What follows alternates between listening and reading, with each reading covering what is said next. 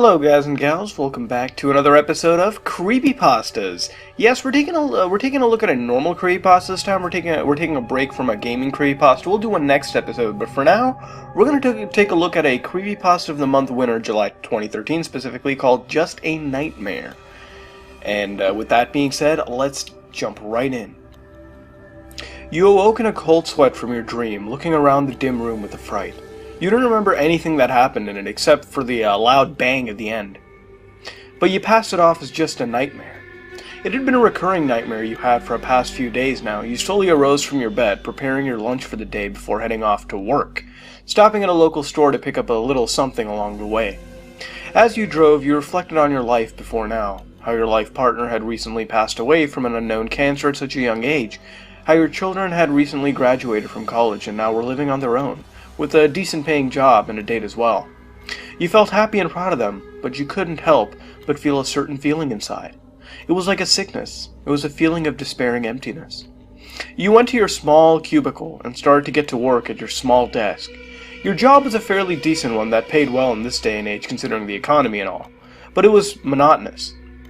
It felt after a while all you were doing was pressing the same keys over and over and moving your mouse around to give commands to a rather outdated personal computer. Click, click. You had been repeating these same tasks for the past few years with no raise or any comfort at home to make things better, realizing that you were all alone now. After a few hours of this miserable process came lunchtime, and you knew what that meant. You quickly got up, bringing your lunchbox along with you as you moved to where everybody was eating. Stanley, a co-worker and a close friend here, waited for you with a water dispenser. He was wearing his usual work attire, a white shirt over black dress pants and a small red tie.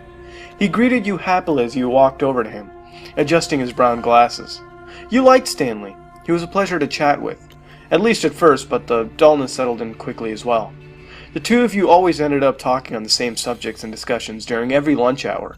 You were afraid to admit it to him, but he was becoming boring. That everything was, in fact. He did speculate that you were becoming increasingly more empty and bitter, but you always assured him that you were fine and he stopped pursuing his questions. After a few minutes of this worthless congregation, you set off to eat your lunch for today. It was always the same thing every day, a ham sandwich with a banana. Sometimes you brought a soda, other times it was a mere water bottle. A few years ago, back when your loved one was still roaming the earth, she would sometimes throw in something else.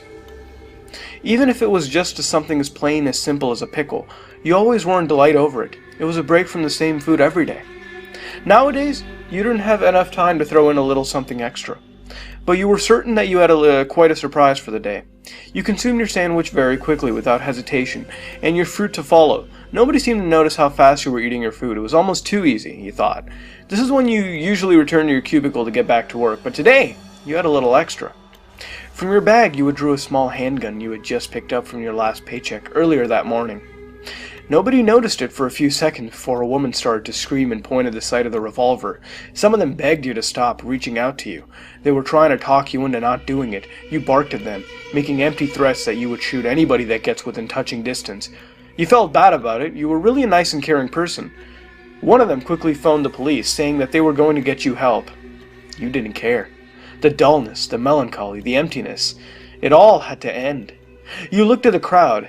Stanley, standing in the front, he pleaded to you, begging you to consider your thoughts and actions.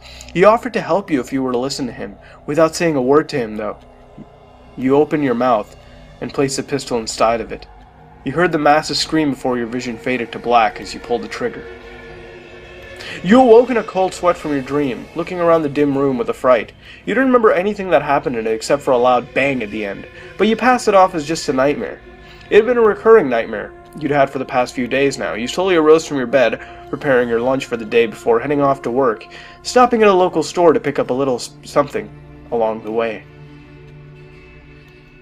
And that was just a nightmare. No pun intended. It was a short and sweet creepypasta, and what do I have to say about it? Considering it's a normal creepypasta, not specifically a gaming creepypasta that I usually look at, I'm going to look at it a little differently. These almost always turn out to be interesting and good if they're done right. In fact, one of my favorite creepypasta that I've done is Funny Mouth, which isn't even a gaming creepypasta at all. It took place through emails and online chat. What about this one, though? If you notice this creepypasta, it was really the description of the recurring nightmare that it referenced in the title, I guess, that this individual has, going through depression and loneliness and no fulfillment from their life. It seems these dark thoughts are definitely very plausible, even realistically as well, too, so they fit in well with the story. Now, the first thing I really have to mention, the first thing I really like, which applies to really all creepypastas, is the build-up. It started out what some would consider slow, with almost nothing creepy happening, just the, I guess, beginning or the intro. But that's the beautiful thing, though.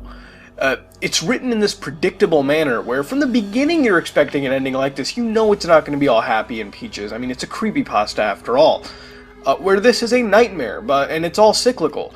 But the descent into madness, rather, from the very beginning, as each facet of life is explained and its mentioned, it's so brilliantly executed that when the gun makes its first appearance at the end, or the final bit, it fits in well. You expect it. You expect it because it's so predictable, but you're also shocked by it, wondering what's going to happen next with this pistol. Why is it here? The suicide of the protagonist, I'm not going to argue, as I don't really think it happens, as the ending proved it to really be cyclical, with the whole recurring nightmare and whatnot. But if you have a different opinion, please let me know. I still think it's cyclical. I really think that. I'm just, some people have a different opinion, so please let me know. I like that this felt realistic and nothing was out of place, where this creepypasta would enter the nonsense territory and kill out smooth. Everything fit in wonderfully. There was no, immersion-breaking moments. It was handled in a proper fashion, and made this creepypasta keep its composure throughout. I felt it was the perfect length, and it should just stay where it's at. It was long enough to suck the reader in until that sucker punch near the end, instead of being a turn-off like some other creepypastas can be. And if I may reiterate, once again, had proper build-up, which just added everything. It was a glue that held it together. Now, really, that's all I have to say. I don't have any negatives, unless I was nitpicking like crazy, so I'm just going to leave it at that. I really... I don't usually do these types of creepypastas, so I'm a little behind on the whole creepypasta of the month section, because, they're not really the gaming creepypasta, especially by this author, but I do recommend you all to go check out the Some Ordinary Gamers wiki and read more of the creepypastas by this author, Flaky Porcupine, who won on multiple occasions, but that's really it. It was a nice creepypasta, well-paced, had a predictable but interesting plot with a morbid end result, but hey, on the plus side, it is just a nightmare. Or is it? What would you rate this creepypasta, and what would you change to make it better? This has been another episode of Creepypastas, and if you like what you saw, then like, comment, and subscribe. By the way, if any of you are wondering what game I was playing on the screen, it is Shadowrun for the SNES. It's an action RPG set in a cyberpunk universe, but in case you're ever wondering what game I'm playing, it'll always be in the description, beginning of the video, and sometimes I'll tell you at the end of the video. But that being said, this is me, Mudaharn. I am out.